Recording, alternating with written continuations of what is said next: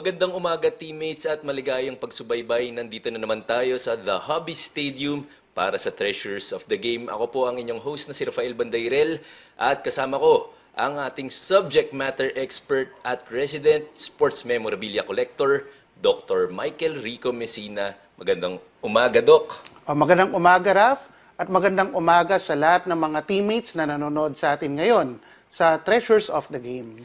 Doc, nagpapatuloy ang ating Season 49 PBA Commissioner's Cup. Kaya ngayong araw, usapang PBA tayo, Doc, pero ibabalik natin sila sa 2000s. Tama ba yun, Doc? Tama. Para sa episode natin ngayon, magta-time travel tayo sa 2000s at 2010s. 2010s. Para mapakita sa ating mga teammates yung mga jerseys na ginamit nung panahon na yon. At syempre, yung mga jerseys nga na yan, courtesy, syempre, of two of the biggest PBA stars in history. Sobrang galing ng dalawang players nito. Sobrang tumatak sa history ng PBA and ng Philippine basketball, Doc. So ano po ang una nating item sa listahan ngayong araw? So mga teammates, yung una nating item ay isang jersey, pero hindi ito basta-basta jersey lang.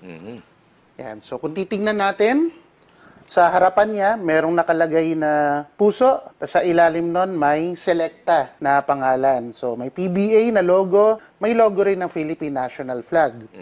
Tapos, sa likod, merong Philippines na nakalagay at number 6 sa ilalim naman niya. Doc, para sa mga teammates nating Gen Z na baka hindi inabot kung ano itong team na to, pakipaliwanag po sa atin mga teammates. Ano yung team na yun, Doc? So itong team na ito ay ang Selecta RP Team Pool. So noong 2002, ang ginawa ng PBA ay nag-open siya ng dalawang team para i-training yung ating magiging national team para mag-compete sa 2002 Busan na Asian Games. So meron tayong dalawang koponan nun. Yung una ay yung Happy RP Team at yung Selecta RP Team. Which is this one. Na itong jersey na to, yung nire-representa niya. So ngayon, sino ba yung nagsuot nitong number 6 na ito? So base dun sa aking research, ang nagsuot nitong number 6 ay si Kapitan Jimmy Alapag. Jimmy Alapag. So, Doc, pakikwento nga lang po sa atin kung gaano career nga itong jersey na to kasi hindi siya usual dahil si Jimmy Alapag, yung stint niya dito sa Selecta RP Team, hindi naman ganun kahaba. Tama po ba, Doc? So ngayon, doon sa RP Team na yun, ang binigay niya number kay Coach Jimmy ay number 6 at isang beses lang niya ito nagamit. Kasi nagkaroon siya ng injury. At dahil doon sa injury na yon, hindi na niya na i-continue yung paglalaro para doon sa Selecta RP Team Pool. So ito yung nagre-representa doon sa jersey na nasuot niya during that one game. So may value ito, itong particular na jersey. Dahil sobrang rare na isang beses lang talagang nagamit nito ni Jimmy Alapag. Pero Doc, nasabi nyo nga kanina, no, nung panahon na yon, ganito yung selection ng national team pool. No? Meron dalawang teams and yun nga, sinali sila sa PBA. Can you just, siguro, Doc, bilang long-time viewer ng Philippine basketball at taga-suporta rin ng Philippine National Basketball Team, gaano kaiba, kumbaga, proseso no, ng pagbuo ng national team noon at ngayon? So, nung panahon na yon, ang ginawa ng PBA, yun nga, ay hinati niya sa dalawang training teams, yung mga pool natin ng mga players na pipiliin. So, yung 30 sila. So, yung kalahati, yung 15, nilagay sa Happy RP Team. Yung natirang 15 nasa Selecta RP Team. Tapos, yung isang conference, yung Governor's Cup noong 2002, doon sinali yung dalawang team na yon para mahasa yung ating mga players.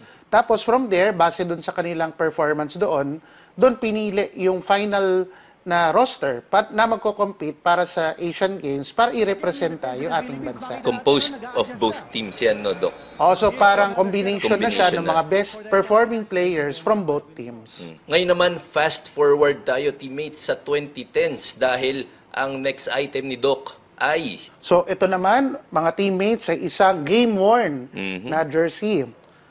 So, sino ang nagsuot? None other than... So, number 18, Sunmig Coffee Mixers. So, si two-time MVP, James Yap. Big Game James. Big Game James. So, ito ay isang game-worn jersey ni James Yap noong 2012-2013 season. Doc, ito ba yung jersey na ginamit ni Big Game James sa kanilang Grand Slam season? Actually, mga teammates, doon sa jersey, malalaman natin kung anong taon sinuot ito ng player at kung ano yung mga accomplishments nung taon na yon. So kung titignan natin yung jersey na to ni James Yap, ang nakalagay, San Mig Coffee Mixers. Yun ay 2012 to 2013. Actually, ang Grand Slam year ng team na ito, yung kasama sina Mark Pingris, tsaka iba pang magagaling na players natin, ano siya, 2013 to 2014. Kung saan yung jersey niya ay Super Coffee Mixers. So nag-iba na ng pangalan, no, Doc? So yung year before naman nun, yung 2011 to 2012, B-Meg Llamados naman yung pangalan ng team ni na James Yap. No? Yun yung unang taon ni Coach Tim Cone sa franchise na ito. Tama ba, Doc? Yes, so yung B-Meg Llamados na yun yung unang taon ni Team Cone na pagko-coach sa B-Meg. BMEG. And then, next year, itong San Mig Coffee Mixers. And then the following year, yung Grand Slam Grand Slam. nila. Tama. So actually yung season na ito, hindi naman sila empty-handed, no? Kasi nung Governors Cup, sila yung nagkampiyon ng Governors Cup na yon. Actually, kung i-add natin yung Grand Slam, 4 na sunod-sunod na titulo pala yung napanalunan nung koponan na yon. Ano masasabi mo kay Coach Tim Cone, no, Doc? Siyempre, we've always been singing his praises, lalo na nakita natin yung epekto ng kanyang programa dito sa Gilas national team. Pero syempre, before he was our national head coach, dito siya sa PBA talaga pinakakilala bilang the winningest head PBA coach of all time. Of all Oo. time. And para ma-achieve na magkaroon ng Grand Slam, and before itong Grand Slam niya with San Mig, siya rin, di ba, Doc, with Alaska, yung huling Grand Slam. So, Oh, 1996 sa Alaska, tama. gaano ka-impressive yung ganong historical achievements na ginagawa nito ni Coach Tim Cone? So una, in the first place, ang magkaroon ng isang Grand Slam ay very rare na. So iilang teams lang ang nagkaroon ng Grand Slam sa history ng PBA. So meron tayo yung Crispa, 2 beses siya nag-Grand Slam. Meron tayo yung San Miguel under Coach Norman Black. So I think it was 1989, nag-Grand Slam rin sila noon.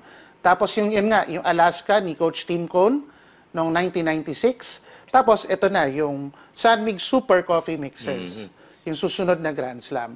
So, it brings us yung thought na sobrang galing talaga na coach ni Coach Tim Cone. Kasi nakapag-Grand Slam siya sa 2 magkaibang koponan. Doc, ngayon naman po, speaking of Big Game James Yap, dahil nandito yung kanyang jersey, anong masasabi mo sa impact ng isang James Yap sa Philippine basketball? Ang tingin ko, yung impact ni James Yap is, ang pagiging gwardiya, hindi lang siya yung shooter lang, maganda rin maging all-around na offensive na player.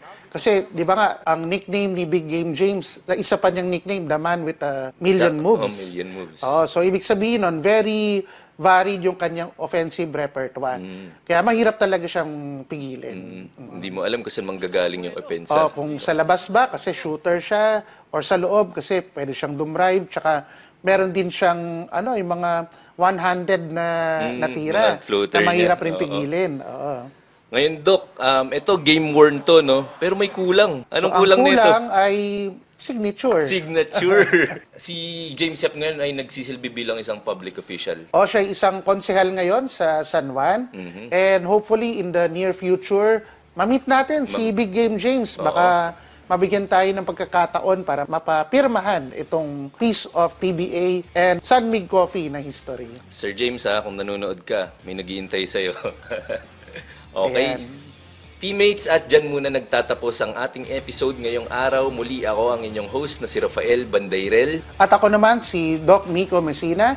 Hanggang sa susunod na episode ng Treasures of the Game. Sharing treasures, sharing stories.